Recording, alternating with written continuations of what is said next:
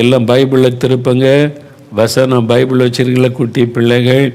ஒரு வசனம் லூக்கா 12:56 எடுத்துக்கொள்ளுங்க. நம்ம சில வாரமாக இந்த வசனத்தை வைத்து இந்த காலத்தில் என்ன நடக்கிறது என்பதை நாம் அறிந்து ஜெபித்து வருகிறோம். லூக்கா 12:56 வசனம் எடுத்துக்கொள்ளுங்க. எல்லாரும் பைபிள் வசனத்தை திருப்பிக் கொள்ளுங்க. லூக் சாப்டர் 12:56 எடுத்துக்கொள்ளுங்க. ஆண்டவர் என்ன சொல்லி இருக்கிறார் பாருங்க. ஆண்டவர் இந்த வசனத்தின் கடைசி பகுதியிலே, இந்த காலத்தை நீங்கள் நிதானியாமல் போகிறது என்ன? ஆண்டவர் சொல்றார், காலத்தை நிதானியுங்கள். நாம் வாழ்கிற இந்த காலம் எப்படிப்பட்ட காலம், அதை நீங்கள் நிதானித்து அறிந்து கொள்ளணும் அப்படின்னு ஆண்டவர் சொல்லி, இது கடைசி காலம், கொடிதான காலம், ஆண்டோடைய வருகையின் காலம். இதை நம்ம தெளிவாக பார்த்து வருகிறோம். ஆண்டோடைய வருகை மிக சமீபமாகிவிட்டது. அதனால் இனி வருகைக்கு நம்ம ஆயத்தப்பட வேண்டும். நாம் இன்னும் இந்த உலகம் இன்னொரு 100 வருஷம் இருக்கும், 200 வருஷம் இருக்குன்னு நினைக்காதங்க. நடக்கிற சம்பவங்களை பார்க்கும்போது ஆண்டோடைய வருகை மிக சமீபம். உலகம் முடிவடைய போகிற இந்த காலம் நெருங்கிவிட்டது. அதனால் தான் இந்த கடைசி காலம் வருகையின் காலம் என்பதை உணர்ந்து நம்ம அதுக்காக ஆயத்தப்படுத்தி கொள்ளணும். ஆண்டவர் இயேசுவை சந்திப்பதற்கு நாம் ஆயத்தப்படுத்தி கொள்ளணும். இது கடைசி காலம் அப்படின்னு எப்படி சொல்கிறீங்க? அதற்கு பல அடையாளங்களை பைபிளில் இருந்து நம்ம தொடர்ந்து பார்த்து வருகிறோம். கடைசி காலத்தில் இயற்கையிலே உண்டாகக்கூடிய மாற்றங்கள், சீற்றங்கள், அதை பார்த்தோம். கொள்ள நோய்கள் உண்டாகும், பூமி அதிர்ச்சிகள் பல இடத்துல உண்டாகும், கடல் அலைகள் கொந்தளித்து எல்லையை தாண்டி சேதத்தை உண்டாகும். இதெல்லாம் இயேசு வேதத்தில் சொல்லி இருக்கிறார். மத்தேயு 24 அது மாத்திரமல்ல, ஜனத்துக்கு விரோதமாக ஜனம் எழும்புவாங்க. பல இனி கலவரங்கள், குழப்பங்கள் பல இடத்துல உண்டாகும். நீங்கள் பாருங்கள், நம்ம இதெல்லாம் இப்போவே உலகத்தின் பல நாடுகளில் உள்நாட்டுக்குள்ளே நடக்க ஆரம்பிச்சிட்டு, இன்றைக்கி நாட்டுக்கு நாட்டு யுத்தத்தை விட உள்நாட்டுக்குள்ளே நிறைய பிரச்சனை உண்டாக ஆரம்பித்து விட்டது. அதனால் நம்ம அதெல்லாம் பார்க்குறோம். ஒவ்வொரு தேசத்திலும் கலவரங்களும் குழப்பமான சூழ்நிலை இன்றைக்கு அதிகமாக உண்டாகிறதை பார்க்குறோம். இதெல்லாம் கடைசி காலத்திற்கான முக்கியமான ஒரு அடையாளம் என்பதை மறந்துடக்கூடாது. அது மாத்திரம் இல்லை, மக்களுடைய மனநிலை எப்படி இருக்கும்?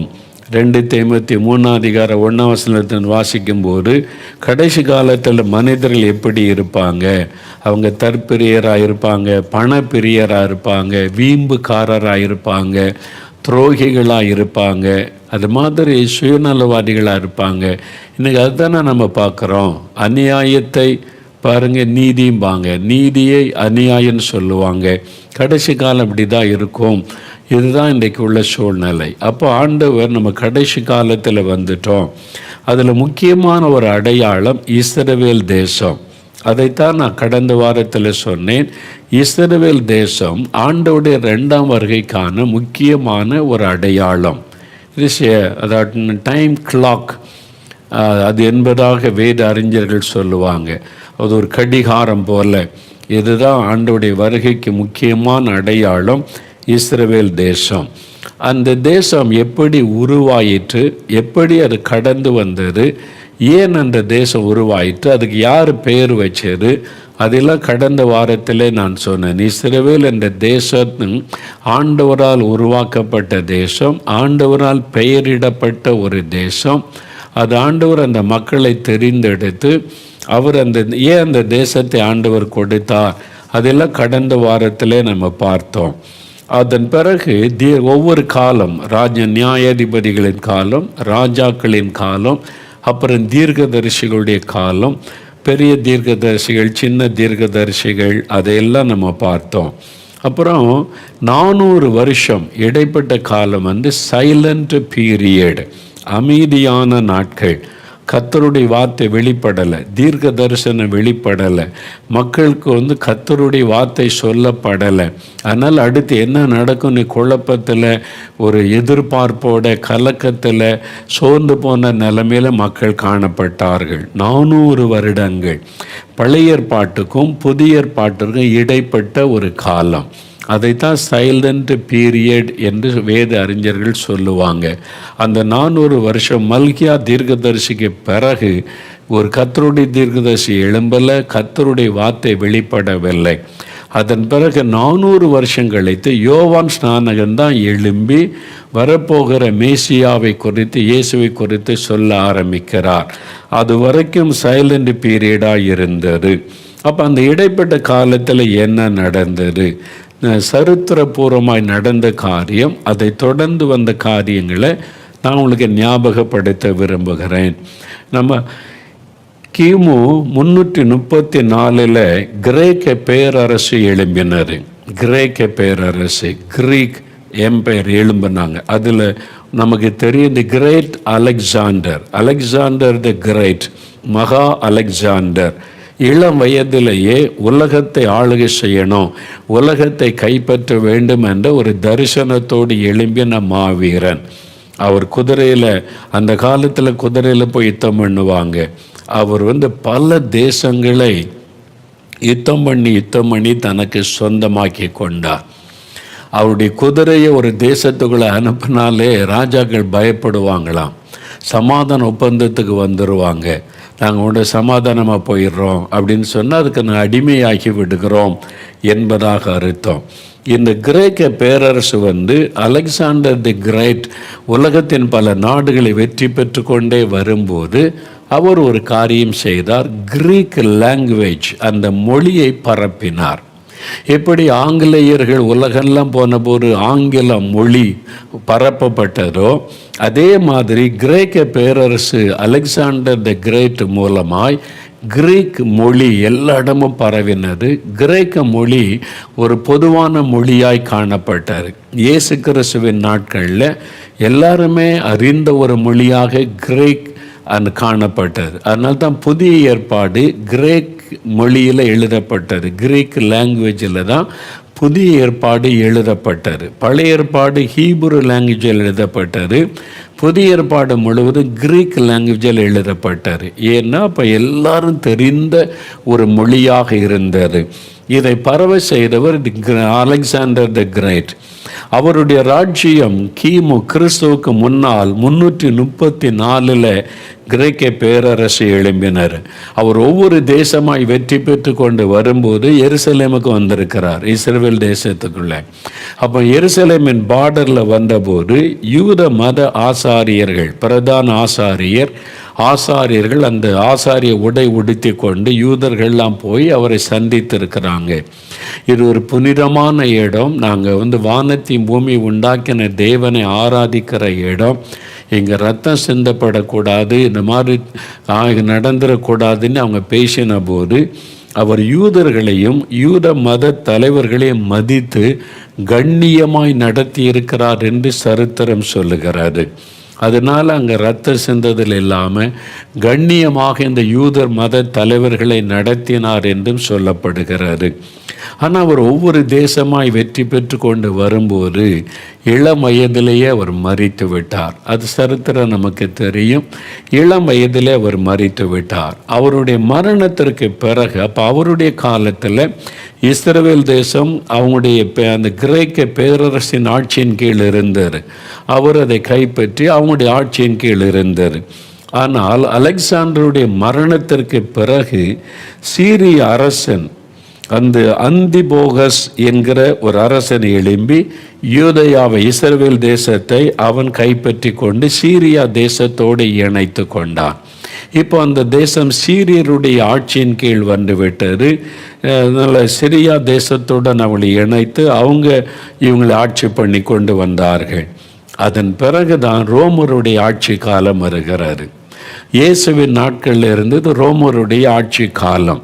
இது கிரேக்க பேரரசுக்கு பிறகு அந்த எழும்பின பெரிய பேரரசு ரோம சாம்ராஜ்யம்தான், அவங்களுடைய காலம்தான். இடையில சீரியர்கள் இதை கைப்பற்றி கொண்டதுனால கிரேக்கருடைய வலிமை குந்தி போனது. ஏனென்றால் அலெக்சாண்டருடைய மரணத்திற்கு பிறகு வலிமை இழந்து ரோமருடைய ஆட்சி வலிமை பெற்றது. கிமு 63 இந்த ரோமர்கள் இஸ்ரவேல் தேசத்தை, யூதா தேசத்தை கைப்பற்றி கொண்டாங்க.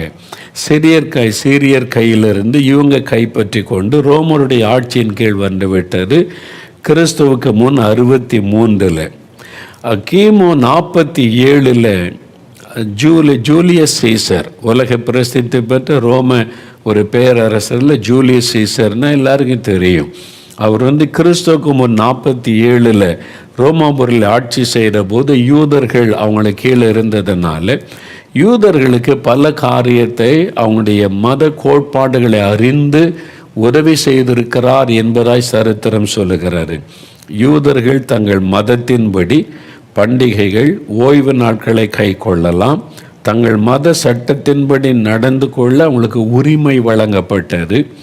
யூதர்கள் 7வது ஆண்டில் 6 வருஷம் பயிர் செய்வாங்க. 7வது வருஷம் நிலத்திற்கு ஓய்வு கொடுக்க வேண்டும் என்று பயிர் செய்ய மாட்டாங்க. 6 வருஷம்தான் நிலத்தில் பயிர் செய்து அறுவடை பண்ணுவாங்க. 7வது வருஷம் நிலத்துக்கு ஓய்வு கொடுப்பாங்க. 8வது வருஷம்தான் மறுபடியும் விவசாயத்தை தொடங்குவாங்க. அதற்கு கூட அவங்க அந்த காலத்தில் விவசாயம் செய்யாததுனால அவங்களுக்கு வரி விலக்கு அளிக்கப்பட்டதா. 7வது வருஷம் ஜூலியஸ் சீசர் காலத்தில் ரோம பேரரசு ஆண்டபோது அவங்களுக்கு வரி விலக்கு கூட அளித்திருக்கிறாங்கன்னு சொல்லப்படுகிறாரு. அப்போ அவங்க கட்டாயமாக ஆட்களை பிடிச்சி இராணுவத்தில் சேர்த்துருவாங்க. ஆனால் யூதர்களுக்கு விதி விலக்கு கொடுத்துருக்கிறாங்க. நீங்கள் விரும்பினா இங்கே இராணுவத்தில் சேரலாம், இல்லாட்டினா வேண்டாம் என்று சொல்லி. நியாய தீர்ப்புக்கு எதிராக ஒரு நியாய தீர்ப்பை செய்தால் அந்த ரோமருடைய கவர்னர் தான் மரண தண்டனை கொடுக்க முடியும். அதனால தான் இயேசுவை அந்த யூத மத தலைவர்கள் அவர் மேலே பொறாமை கொண்டு அவரை பிடிச்சாலும் மரண தண்டனை கொடுக்கிற அதிகாரம் ரோம கவர்னர் பிலாத்துவுக்கு தான் உண்டு. அவரை போய் வற்புறுத்துறாங்க இயேசுவை சிலுவையில் அறையணும்னு சொல்லி. என்னென்னால் அவங்களுக்கு தான் அந்த அதிகாரம், அவங்க ஆட்சி பண்ணினாங்க. எப்படி நம்ம பிரிட்டிஷார் ஆட்சி பண்ணினார்களோ அதே மாதிரி ரோமர்கள் அந்த காலத்தில் உலகத்தில் பெரும்பகுதிகளை ஆட்சி பண்ணி இஸ்ரவேல் தேசத்தை அவங்க ஆட்சி பண்ணி வந்தார்கள்.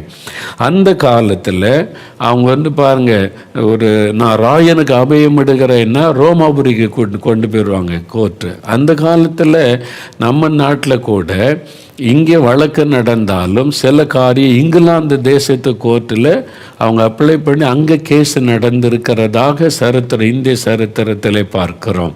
அதே மாதிரி தான் அந்த காலத்தில் அவங்களுக்கு உரிமை வழங்கப்பட்டார்.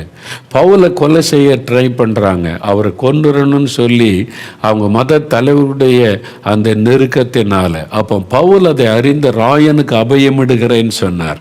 அப்படின்னா என்ன அர்த்தம்? அவர் ரோமாபுரியில் போய் விசாரிக்கப்படணும். அங்கே தான் சுப்ரீம் கோர்ட் இருந்தது. அவங்க தான் விசாரித்து கடைசி தீர்ப்பு சொல்லுவாங்கன்னு. இந்த உரிமை யூதர்களுக்கு வழங்கப்பட்டிருந்தது. இதெல்லாம் பார்க்குறோம்.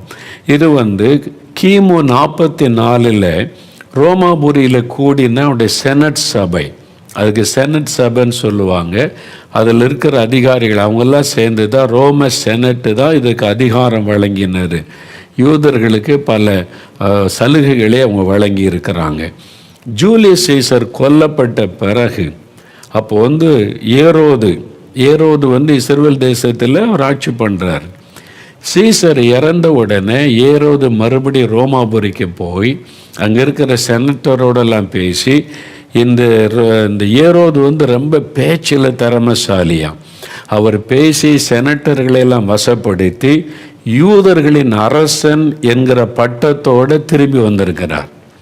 அவர் தான் இயேசு குழந்தையாய் அவதரித்த போது அவர் எருசலேமில் ஆட்சி பண்ணினவர் ஏரோது. அவர் தான் இயேசுவை கொலை செய்வதற்கு அவர் 2 வயசுக்கு உட்பட்ட குழந்தைகளெல்லாம் கொல்லணும்னு சொன்னது இந்த ஏரோது தான். அவர் போய் ஆட்களை பிடிச்சு யூதருடைய அரசன் என்ற பட்டத்தை வாங்கி கொண்டு இஸ்ரவேல் தேசத்தில் அந்த எருசலேமில் ஆட்சி பண்ணி கொண்டிருந்தார். அந்த மாதிரி கிமு 37 எருசலேமுக்கு திரும்பினார். அதே சமயத்தில் யூதர்களை பிரியப்படுத்தணும், ரொம்ப பயங்கர ஞானமான ஆள், தந்திரமான ஆள் இந்த ஏரோது. அப்போ இந்த யூதர்கள் இவ்வளோ பேர் ஸ்ட்ராங்காக இருக்கிறாங்க, இவங்களை வசப்படுத்தி கொள்ள வேண்டும். அவங்க என்ன பண்ணால் சந்தோஷப்படுவாங்க அப்படின்னு பார்த்தா தேவாலயத்தின் மேலே ரொம்ப பக்தி உள்ளவங்க. அதனால் ஏரோது தேவாலயத்தை கட்டி கொடுத்தார். இயேசுவின் நாட்கள் இருந்த தேவாலயம் இந்த ஏரோதுவினால் புதுப்பிக்கப்பட்டு கொடுக்கப்பட்ட தேவாலயம். இயேசு அந்த காசு கடைக்கார அப்புறப்படுத்தினது கிளன்ஸ் பண்ணது எல்லாமே ஏரோதுவினால் புதுப்பிக்கப்பட்டு கட்டப்பட்ட தேவாலயம். அதனால் அவர் கட்டி கொடுத்து கிமு 4 வரைக்கும் அவர் ஆட்சி செய்தார் என்பதை நம்ம பார்க்கிறோம். இவருடைய ஆட்சியின் இறுதி காலத்தில் தான் இயேசு இந்த உலகத்தில் அவதரித்தார். அதான் லூக்கா எழுதின சுவிசேஷத்தில் அந்த ஹிஸ்ட்ரி எழுதப்பட்டு இருக்கிறது. அந்த ராஜாவுடைய காரியம், அவனுடைய காலம் எல்லாமே லூக்காவில் தெளிவாக எழுதப்பட்டிருக்கிறது. இயேசுடைய பிறப்பு அதெல்லாம் அது நம்பப்படுகிறது, சொல்லப்படுகிறது. அதெல்லாம் நாங்கள் அப்படியே நம்புகிறோம். அப்படி கிடையாது. ஹிஸ்ட்ரி நீ நம்பினாலும் நம்பாட்டாலும் அதான் உண்மை, அது ட்ரூத்து. அதில் தெளிவாக இருக்கிறது. ஹிஸ்ட்ரி எழுதப்பட்டது. லூக்கா 1 அதிகாரத்தை வாசித்தீங்கன்னா தெரியும் யாருடைய ஆட்சி காலம், யார் யார் அப்போ என்னென்ன ஆட்சி பொறுப்பில் இருந்தாங்க, அந்த காலத்தில் இயேசு பிறந்தார். இதெல்லாம் ரோமருடைய ஹிஸ்ட்ரியில் இருக்குது, சரித்திர புஸ்தகத்தில் இருக்கிறது. அதனால் இது சரித்திரம், இயேசு பிறந்தது எல்லாமே. அதனால் இயேசு குழந்தையாக பிறந்தபோது இந்த ஏரோது தான் 2 வயசுக்கு உட்பட்ட குழந்தைகளெல்லாம் கொல்ல வைத்து இயேசுவை கொலை செய்ய தேடினார். ஆண்டவர் இயேசுவை பாதுகாக்க எகிப்துக்கு அனுப்பி பாதுகாத்து கொண்டு வந்ததை நாம் அறிவோம். இதுதான் அந்த இஸ்ரவேல் தேசத்தினுடைய அது ஆரம்பத்திலிருந்து இயேசுவின் நாட்கள் வரைக்கும் உள்ள இஸ்ரவேல் தேசத்தினுடைய வரலாறு. அடுத்து இப்போ இயேசு ஒரு காரியம் சொல்கிறார் பாருங்க. மத்தேயு 24 அதிகாரம், மத்தேயு 24 அதிகாரம் 32, 33 வசனம். பைபிளை திருப்புங்க. மத்தேயு 24 அதிகாரம் 32, 33 வசனம் பாருங்க. Matthew chapter 24 verses 32 and 33.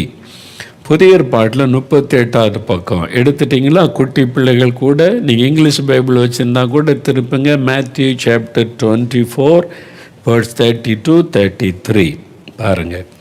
இயேசு ஒரு காரியம் சொல்கிறார். அத்தி மரத்தினால் ஒரு ஓமையை கற்றுக்கொள்ளுங்கள். இயேசு சொல்கிறார், அத்தி மரத்தினால் ஒரு ஓமையை கற்றுக்கொள்ளுங்கள். அதில் இளங்கிளை தோன்றி துளிர் விடும்போது வசந்த காலம் சமீபமாயிற்று என்று அறிவீர்கள். அப்படியே இவைகளையெல்லாம் நீங்கள் காணும்போது அவர் சமீபமாய், இயேசு சமீபமாய் வாசல் அருகே வந்திருக்கிறார் என்று அறியுங்கள். ஆண்டோடைய வருகை சமீபம், வாசல் அருகே வந்துட்டார் மனுஷகுமாரன், நம்முடைய மணவாளனாகிய இயேசு என்பதை அறிந்து கொள்ளுங்கள்.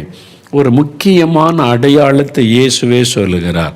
இதெல்லாம் சம்பவிக்கும். யுத்தங்கள், பஞ்சங்கள், கொள்ள நோய், யுத்தம் இதெல்லாம் நடக்கும். நீங்களாம் பார்ப்பீங்க. இதெல்லாம் விட ஒரு முக்கியமான ஒரு அடையாளம் என்னவென்றால் அத்தி மரத்தினால் நீங்கள் கற்றுக்கொள்ளுங்க. அது துளிர் விடும்போது, அதில் இளங்கிளை தோன்றும் போது அப்படின்னு இயேசு சொல்லுகிறார். இந்த அத்தி மரம் என்பது இஸ்ரவேல் தேசத்தை குறிக்கும்.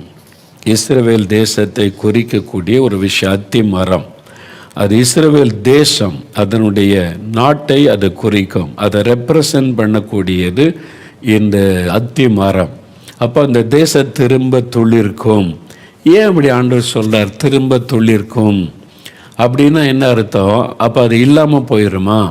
அதான் பெரிய ஒரு சரித்திரம். என்ன நடந்தது அப்படின்னா, இயேசு இந்த உலகத்தில் அவர் 3.5 ஆண்டு காலம் ஊழியம் செய்தார். 33.5 வயதில் இயேசு சிலுவையில் மரித்து உயிர்த்தெழுந்தார். அவர் உயிர்த்தெழுந்த பிறகு அவர் பரலோகத்திற்கு எடுத்து கொள்ளப்பட்டார். சீஷர்களை உலகமெல்லாம் போய் சுவிசேஷத்தை அறிவியுங்கள் என்று கட்டளை கொடுத்தார். அதில் தான் தோமா இந்தியாவுக்கு இந்தியாவில் 20 வருஷம் தங்கி சுவிசேஷத்தை அறிவித்து அநேகர் ரட்சிக்கப்பட்டாங்க. சுவிசேஷம் உலகம் முழுவதும் எடுத்து செல்லப்பட்டு உலகமெங்கும் சபைகள் ஸ்தாபிக்கப்பட்டது. அப்போ இயேசு பரலோகத்துக்கு ஏறி போன பிறகு ஆனால் கிபி 70, அதாவது இயேசுவுக்கு பிறகு சுமார் 40 வருடங்கள் கழித்து ஒரு பயங்கரமான காரியம் எருசலேமில் சம்பவிக்கிறது.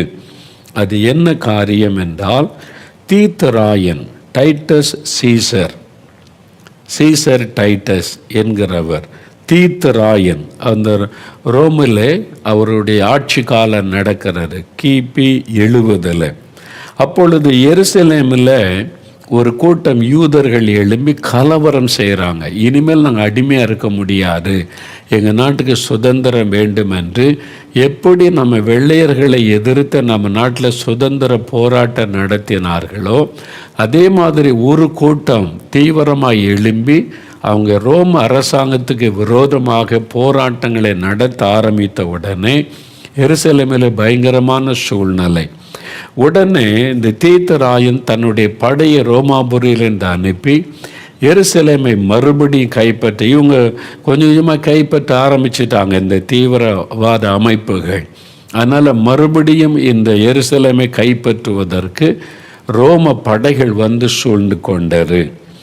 அந்த சூழ்ந்து கொண்ட போது பாருங்க என்ன நடந்தது தெரியுமா? எருசலேம் வீதிகளிலே ஆயிரக்கணக்கான பேரை சிலுவையில் அறைந்து கொண்டார்கள்.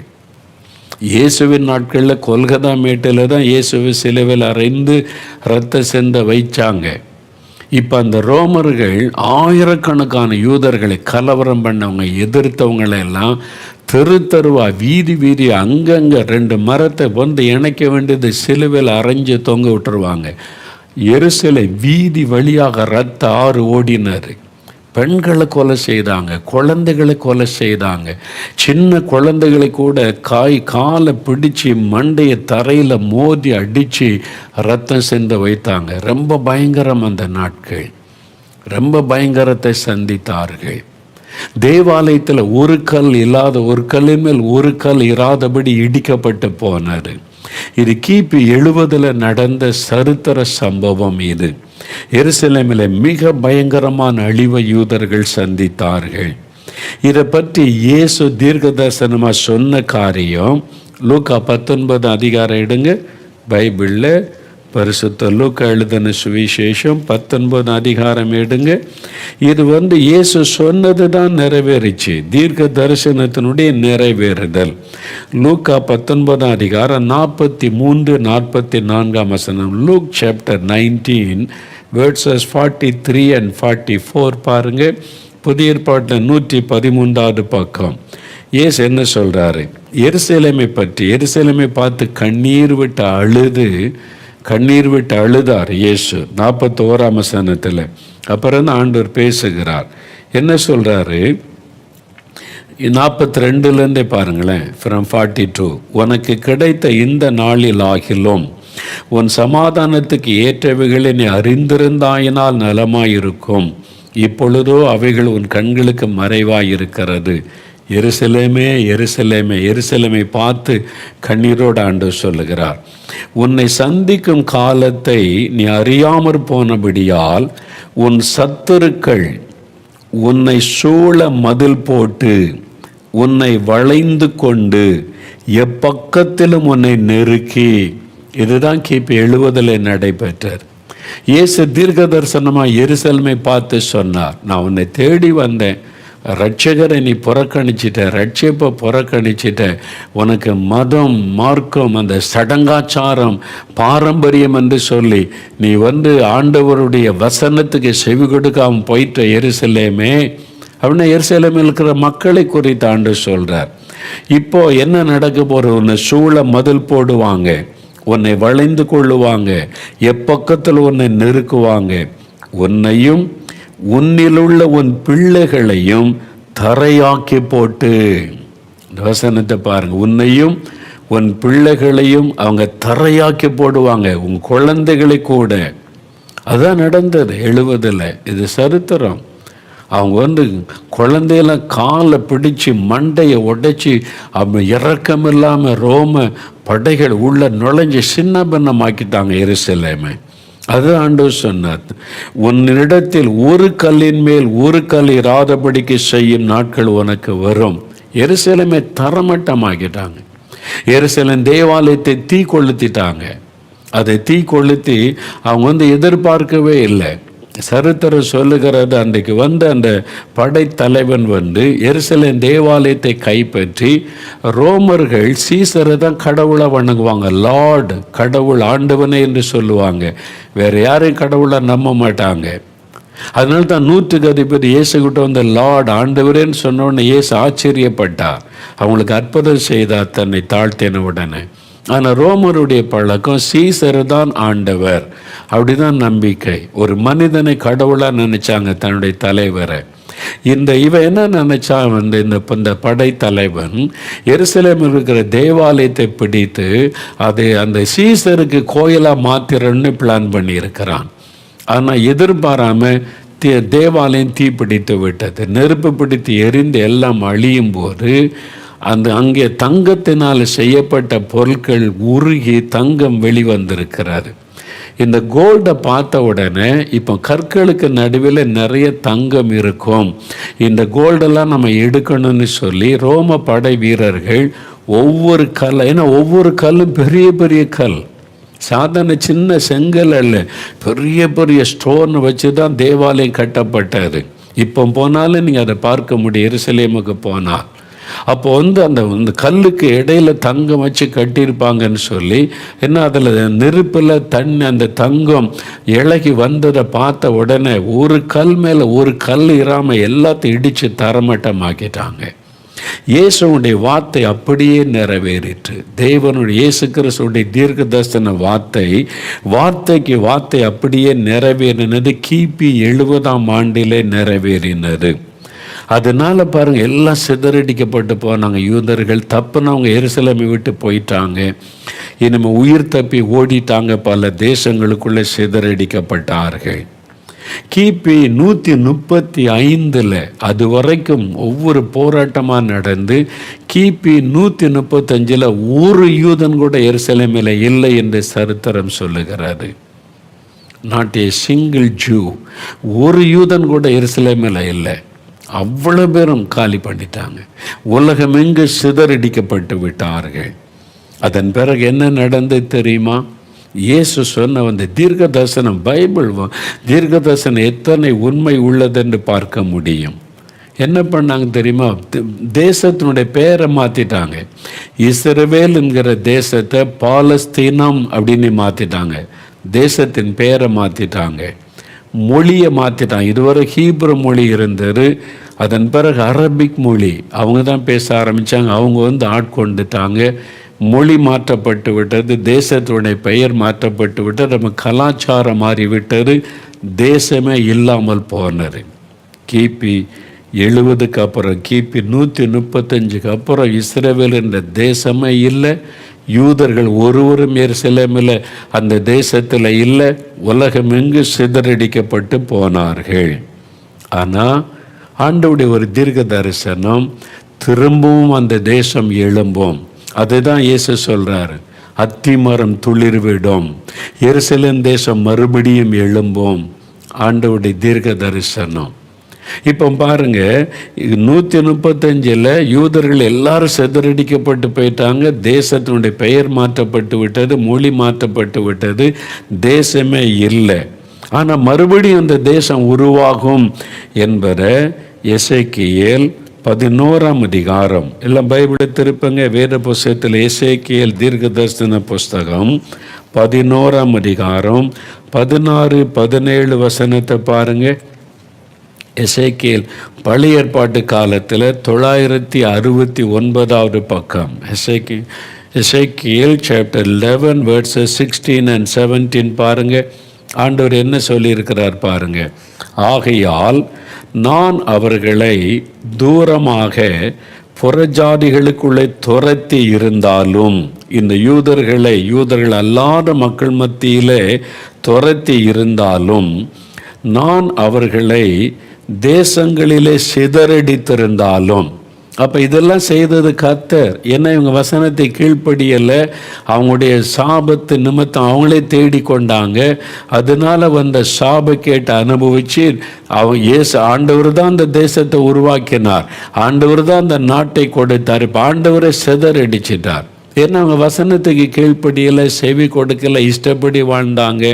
இப்போ ஆண்டவரே சொல்கிறார், நான் அவர்களை தேசங்களிலே சிதறடித்திருந்தாலும், உலகம் முழுவதும் சிதறடிக்கப்பட்டிருந்தாங்க, நான் அவர்கள் போன தேசங்களில் அவர்களுக்கு கொஞ்ச காலத்திற்கு பரிசுத்த ஸ்தலமாக இருப்பேன் என்று கர்த்தராகிய ஆண்டவர் உரைக்கிறார் என்று சொல். ஆதலால் நான் உங்களை ஜனங்களிடத்திலிருந்து சேர்த்து நீங்கள் சிதறடிக்கப்பட்ட தேசங்களில் இருந்து உங்களை கூட்டிக் கொண்டு இஸ்ரவேல் தேசத்தை உங்களுக்கு கொடுப்பேன். ஆண்டவர் சொல்ல, இன்னைக்கு சிதறடிக்கப்பட்ட தேசத்திலையும் நான் உங்களை பாதுகாப்பேன், ஆனால் மறுபடியும் இந்த தேசத்துக்கு உங்களை கொண்டு வருவேன், இஸ்ரவேல் தேசத்தை உங்களுக்கு நான் கொடுப்பேன் என்று கர்த்தராகிய ஆண்டவர் உரைக்கிறார். பார்த்தீங்களா, தேவனுடைய தீர்க்க தரிசனம். உலகெல்லாம் சிதறடிக்கப்பட்டு போனாலும் நான் திரும்பவும் அந்த தேசத்தை உங்களுக்கு கொடுப்பேன்னு கர்த்தர் வாக்கு கொடுத்திருக்கிறார். அந்த வாக்கு தத்துவம், தீர்க்க தரிசனத்தினுடைய நிறைவேறுதல் தான் சுமார் 1900 ஆண்டுகளுக்கு பிறகு நிறைவேறிற்று. 19 நூற்றாண்டுகளுக்கு பிறகு இந்த மாதிரி ஒரு தேசத்தை நீங்கள் பார்க்கவே முடியாத. உலகத்தில் இப்படி ஒரு பட்ட சரித்திரத்தை எங்குமே நீங்கள் கேள்விப்பட்டிருக்க முடியாது. நீங்கள் யோசித்து பாருங்கள், கிபி 135 தேசமே இல்லை, ஒரு யூதனும் இல்லை. தேசத்தோடு சிதறடிக்கப்பட்டு தேசத்தின் பெயர் மாறிவிட்டது. எவ்வளோ நாள் தெரியுமா? 5 வருஷம் 10 வருஷம் அல்ல, 1900 வருடங்கள், 19 நூற்றாண்டுகள் இஸ்ரவேல் என்ற தேசமே இல்லை, யூதர்கள் இல்லை, அந்த தேசத்துக்குள்ள இல்லை, உலகெல்லாம் சிதறடிக்கப்பட்டுட்டாங்க. ஆனால் தீர்க்க தரிசனம், நான் மறுபடியும் அந்த தேசத்தை உண்டாக்குவேன், அந்த தேசத்துக்குள்ள உங்களை கொண்டு வருவேன்னு தீர்க்க தரிசனம், வேத வசனம். அது எப்போ நிறைவேறிச்சா? நிறைவேறிச்சு 19 நூற்றாண்டுகளுக்கு பிறகு. 19ஆம் நூற்றாண்டின் இறுதியில் தேவன் ஒரு காரியத்தை செய்கிறார். அது நிமித்தமாக 1948 நம்முடைய தேசம் சுதந்திரம் அடைந்தது 1947. 1948 மே மாதம் 14ஆம் தேதி திரும்பவும் இஸ்ரவேல் தேசம் உருவானது. இஸ்ரவேல் என்கிற பெயரில் 19 நூற்றாண்டுகளுக்கு பிறகு மறுபடியும் அதே பெயரில் மறுபடியும் அந்த தேசம் உருவானது. இந்த உலகத்தில் எந்த தேசமும் கிடையாது, அது இஸ்ரவேல் தேசம் மாத்திரம்தான். அது உருவாச்சு 1948. எப்படி நம்ம பிரிட்டிஷார் கையிலேருந்து சுதந்திரம் பெற்றோமோ அந்த சமயத்தில் அது பிரிட்டிஷார் வசம் இருந்தது. 1917 48 வரை பிரிட்டிஷாருடைய ஆட்சியின் கீழ் இருந்தது இஸ்ரவேல் தேசம். அதன் பிறகு ஐநா சபையில் அது தீர்மானம் ஏற்றப்பட்டு இஸ்ரவேல் என்ற தேசம் மறுபடியும் உருவானது. ஆனால் உருவான அடுத்த நாள் யுத்தம் ஆரம்பித்து விட்டது. இதெல்லாம் சரித்திரம். இன்னைக்கு நாளைக்கு இதெல்லாம் நம்ம பார்க்க போகிறோம். எப்படி ஆண்டவர் ஒரு தேசத்தை உருவாக்கி அதை பாதுகாத்து அதை சிதறடித்து அதுக்கு தீர்க்க தரிசன வார்த்தைகளை கொடுத்து மறுபடியும் அந்த தேசம் உருவாகி இன்றைக்கு அந்த தேசம் எப்படி இருக்கிறது. இஸ்ரவேல் தேசம் வருகைக்கான முக்கியமான அடையாளம். அதனால் இஸ்ரவேல் தேசத்தை நீங்கள் கவனித்து பார்க்கணும். அதிலிருந்து நிறைய காரியத்தை, வருகைக்கான அடையாளத்தை கண்டுபிடிக்கலாம். அதனால தான் 1900 வருஷங்களுக்கு பிறகு மறுபடியும் அந்த தேசம் உருவாச்சிரு. தேவன் எப்படி அதை மறுபடியும் உருவாக்கினார், மறுபடியும் எப்படி இப்படி ஒரு தேசம் வந்தது, நாளை தினம் அதை சரித்திரபூர்வமாய் பார்க்க போகிறோம். வேதத்தில் சொல்லப்பட்ட தீர்க்க தரிசனமும் தேவனுடைய வார்த்தையும் எத்தனை உண்மை உள்ளது, இந்த வேதாகமத்தின் தேவன் எத்தனை உண்மை உள்ளவர் என்பதை இஸ்ரவேல் தேசம் தெளிவுபடுத்துகிறது. உங்களுக்கு ஆண்டவர் வாக்கு கொடுத்திருக்கிறாரா? தீர்க்க தரிசனமாக பேசி இருக்கிறாரா? எத்தனை 100 ஆண்டுகளானாலும் தேவன் அதை மறக்க மாட்டார். எவ்வளவு சூழ்நிலைகள் மாறி இருந்தாலும் அதை எல்லாம் உடைத்தெறிந்து தேவன் தன் வாக்கை நிறைவேற்றுவார். அதற்கு இஸ்ரவேல் தேசம் ஒரு பெரிய அடையாளமாய் நிற்கிறது. நீங்கள் நல்லா சிந்திச்சு பாருங்க. 19 நூற்றாண்டுகளாக இல்லாத ஒரு தேசம் திரும்ப அதே பெயரிலே உருவாகிறது என்றால் யோசித்து பாருங்க, தேவனால் மாத்திரம்தான் அதை செய்ய முடியும். தேவனுடைய வார்த்தை உங்களுக்கு கொடுத்த வாக்குத்தத்தம் நிறைவேறும். தேவன் சொல் தவறாதவர், வார்த்தை மாறாதவர். வேதாகமத்தின் தேவன் இன்றைக்கும் வாக்குத்தத்தத்தை நிறைவேற்றுகிற தேவன் என்பதற்கு இஸ்ரவேல் தேசம் ஒரு பெரிய அடையாளமாய் இருக்கிறது. அது எப்படி ஆண்டவர் அதை உருவாக்கினார், எப்படி இன்றைக்கு உள்ள இஸ்ரவேல் தேசம் உருவானது, நாளை தினம் அந்த சரித்திரத்தை எல்லாம் நம்ம தியானித்து ஜெபிக்க போகிறோம். சரியா? நாம் இப்போ ஆண்டவரிடத்தில் ஜெபம் பண்ணி ஸ்தோத்திரம் பண்ணி முடிக்கலாம். நாளைக்கு 7 மணிக்கு ஜெபத்தோட காத்துருங்க. நாளைக்கு நான் கொஞ்சம் அதிக நேரமாக நம்ம இதை தியானிக்க போகிறோம். சீக்கிரமாக ஜெபம் பண்ணிட்டு அதிக நேரம் தியானிக்கலாம். சரியா? அப்படி ஆண்டவரை ஸ்தோத்திரம் பண்ணி ஜெபிக்கலாம். தகப்பனே, நீர் எவ்வளவு அற்புதமான தேவன் அப்பா. உம்முடைய வாக்குத்தத்தங்களும் தீர்க்க தரிசனங்களும் எத்தனை உண்மை உள்ளவைகள் என்பதை எங்களுக்கு தெளிவுபடுத்துகிற அன்பிற்காக ஸ்தோத்திரம். இஸ்ரவேல் தேசத்தை குறித்து நீர் கொடுத்த வாக்குத்தத்தங்களை எவ்வளவு அழகாக ஆச்சரியமாய் நிறைவேற்றி இருக்கிறீர். எங்களுக்கும் அப்படி செய்வீர். நாங்கள் அதை விசுவாசிக்கிறோம். வருகைக்கு அடையாளமாக இஸ்ரவேல் தேசத்தை வைத்திருக்கிறீரே, நாங்கள் அதை கவனித்து பார்த்து வருகைக்கு எங்களை ஆயத்தப்படுத்தி கொள்ள கிருபை தாரும். ஒவ்வொருவரோடும் தொடர்ந்து பேசும் ஒவ்வொருவருக்கும் கிருபை தாரும். இயேசு கிறிஸ்துவின் நாமத்தில் ஜெபிக்கிறோம் பிதாவே. ஆமேன், ஆமேன். என் ஆத்துமாவே கர்த்தரை ஸ்தோத்திரி, என் முழு உள்ளமே அவருடைய பரிசுத்தமுள்ள நாமத்தை ஸ்தோத்திரி. என் ஆத்துமாவே கர்த்தரை ஸ்தோத்திரி, அவர் செய்த சகல உபகாரங்களை மறவாதே. ஆமேன், ஆமேன்.